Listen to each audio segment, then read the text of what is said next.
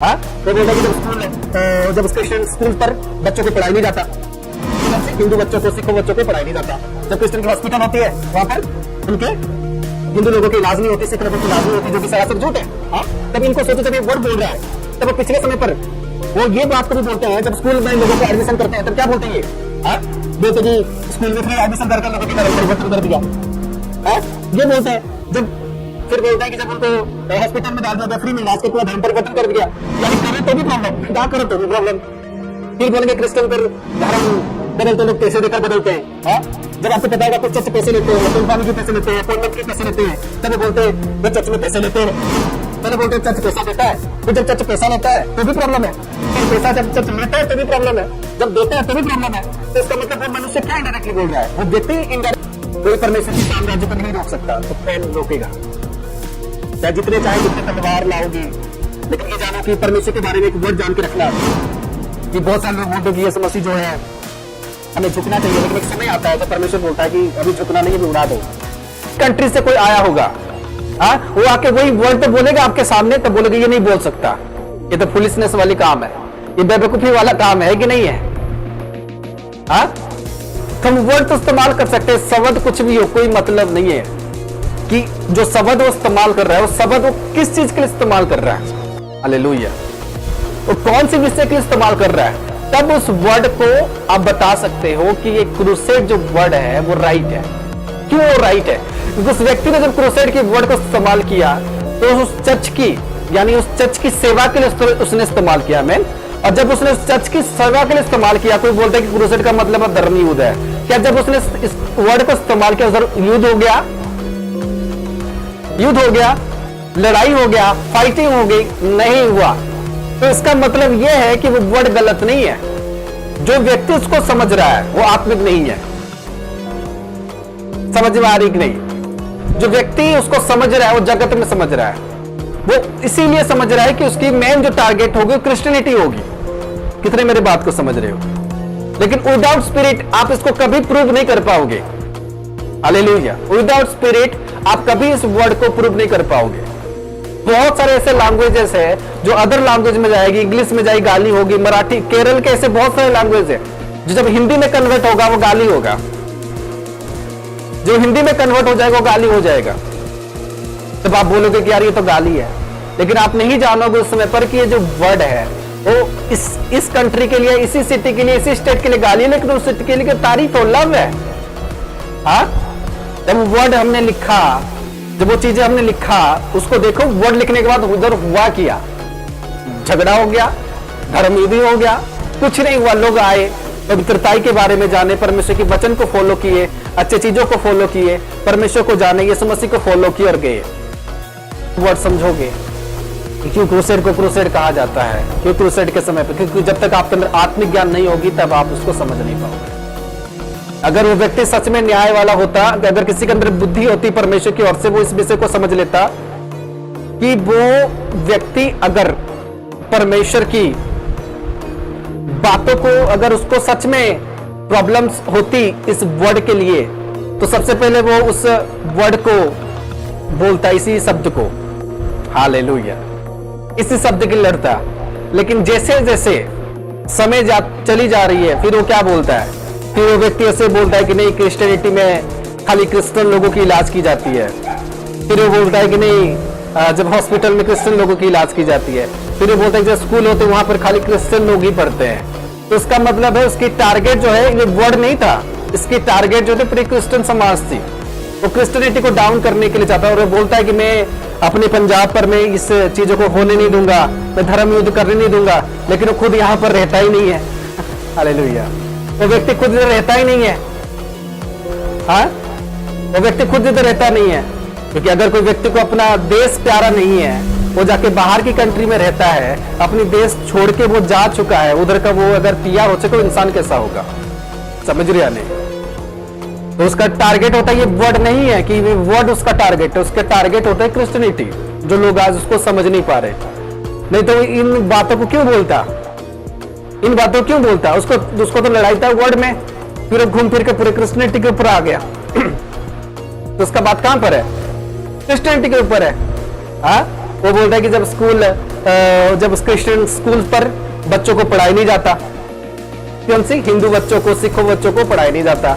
जब क्रिश्चियन की हॉस्पिटल होती है वहां पर उनके हिंदू लोगों की इलाज नहीं होती, सिख लोगों की इलाज नहीं होती, जो कि सरासर झूठ है।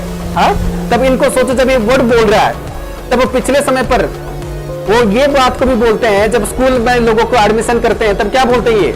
हाँ, बोलते कि स्कूल में फ्री एडमिशन करके लोगों की धर्म परिवर्तन कर दिया। हाँ, ये बोलते हैं। जब फिर बोलते हैं कि जब उनको हॉस्पिटल में डाल दिया गया, फ्री में इलाज करके धर्म परिवर्तन कर दिया। यानी करो तो भी प्रॉब्लम, ना करो तो भी प्रॉब्लम। फिर बोलेंगे क्रिश्चियन पर धर्म बदलते लोग पैसे देकर बदलते हैं। हाँ, जब आपको पता होगा कुछ चर्च पैसे लेते हैं, तेल पानी की पैसे लेते हैं, अपॉइंटमेंट की पैसे लेते हैं, तब वो बोलते हैं वे चर्च में पैसे लेते हैं। पहले बोलते हैं चर्च पैसा देता है, फिर जब चर्च पैसा लेता है तो भी प्रॉब्लम है, और पैसा जब चर्च लेता है तो भी प्रॉब्लम है, जब देता है तो भी प्रॉब्लम है। तो इसका मतलब वो मनुष्य क्या इनडायरेक्टली बोल रहा है? वो व्यक्ति इनडायरेक्टली ये बोल रहा है कि मुझे प्रॉब्लम है क्रिश्चियनिटी में, मुझे एनी हाउ इस आदमी को डांटना है। हालेलुया, एनी हाउ इस आदमी को मुझे डांटना है। उदाहरण के रूप में एक घर पर में था, और उस घर पर एक व्यक्ति था, वो बोलेगा मुझे सवेरे जब खाना लेट हो जाएगा तो व्यक्ति चिल्लाने लगेगा। ठीक है, वो व्यक्ति चिल्लाने लगेगा। तो जब वो व्यक्ति घर पर चिल्लाने लगेगा तो एक दिन मैं उस घर में था, तो मैं उनके बहू को कहा कि देखो आप सवेरे मॉर्निंग में 7 AM में उठो, उनको खाना लगा दो। तो वो व्यक्ति क्या किया, सवेरे मॉर्निंग को उठकर 7 AM को उन्होंने खाना लगा दिया। अभी जब 7 AM को उठकर उसने खाना लगा दिया तभी प्रॉब्लम है। मैं क्या भूखा हूँ? मुझे सवेरे 7 उठ के सबसे ज्यादा जल्दी मुझे खाना देते हो, मैं क्या भूखा हूँ? खाना दो तो प्रॉब्लम है, खाना नहीं दो तो प्रॉब्लम है। हाँ, या ना? इससे जो व्यक्ति एक चीजों को पर्टिकुलरली टारगेट कर चुका हो उसको कुछ कहा नहीं जा सकता। हाँ या ना? क्रिश्चियनिटी में क्या हो रहा है समझो आप, कि पैसा, पहले बोलते कि चर्च पैसा देकर धर्म परिवर्तन करता है, फिर जब जाते हैं कुछ चर्च पैसा लेते हैं, अपॉइंटमेंट का कोई भी काम हो, जो लोग भेंट बोलते हैं, फिर बोलते हैं चर्च पैसा लेता है, उसके नाम पर कहते हैं कि हमसे पैसा ले गया। फिर बोलते हैं कि वो क्या प्रॉब्लम है तुम्हारा? सोचो आप, इमेजिन करो कि दुनिया कितनी लगी हुई है क्रिश्चियनिटी के पीछे, कि चर्च अगर पैसा ले रहा है तो भी प्रॉब्लम है इनको, दे रहा है तो भी प्रॉब्लम है इनको। हाँ, अगर वो लोग क्रिश्चियन को ओनली एडमिशन करते तो भी इनको प्रॉब्लम है, लेकिन मेरे जानने के हिसाब से ऐसा क्रिश्चियनिटी में होता नहीं है। वो सब धर्मों को एक मानते हैं। हालेलुया, सब धर्मों की एडमिशन होती है वहां पर। बोलते कि हॉस्पिटल में सिर्फ और सिर्फ क्रिश्चियनिटी का होता है इलाज, और किसी का नहीं होता। कि क्या सच है? बिल्कुल झूठ है। सब धर्मों का उधर इलाज होता है, लेकिन आदमी को अपनी एम को प्राप्त करने के लिए उसने एक सब्जेक्ट को टारगेट बनाया हुआ है, और वो टारगेट वो फुलफिल करवाना चाहता है। लेकिन इस बात से उन लोगों को समझ जाना चाहिए कि प्रभु जिंदा खुदा है। आमीन, हालेलुया। जब ऐसे लोग बोल रहे होते तब जानो, पर क्योंकि वो प्रूव नहीं कर पा रहे, वो पैसे देने में प्रॉब्लम है। अगर चर्च पैसा दे रहा है तो भी इनको प्रॉब्लम है, चर्च इनसे पैसा ले रहा है तो भी इनको प्रॉब्लम है। तो इसका मतलब ये लोग टारगेट बनाए हुए हैं। राइट या रॉन्ग? ये लोग टारगेट बनाए हुए हैं। इसका मतलब उनको खुद भी पता है कि लोग चर्च में आते हैं अपनी इच्छा से। आमीन, क्योंकि प्रभु किसी का धर्म जात नहीं बदलता, प्रभु मन को बदलता है। आमीन। आज तो इतनी तेजी से आप क्रिश्चियनिटी को बढ़ते हुए देख रहे हो, लेकिन परमेश्वर और तेजी से काम करेगा। कोई परमेश्वर की साम्राज्य को नहीं रोक सकता, तो कौन रोकेगा?